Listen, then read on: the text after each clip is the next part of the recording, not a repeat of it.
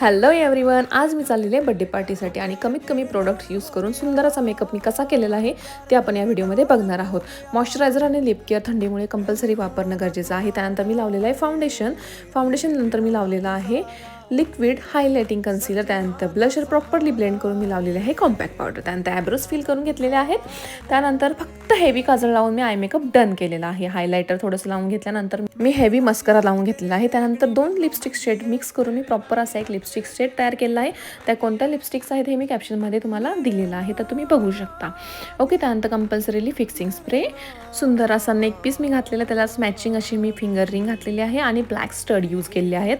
Same matching black sandals, and last and the best, I love fragrances, so perfume. and birthday बॉयसाठी घेतलेलं सुंदर असं gift hamper घेऊन मी चाललेले आहे बर्थडे पार्टीसाठी.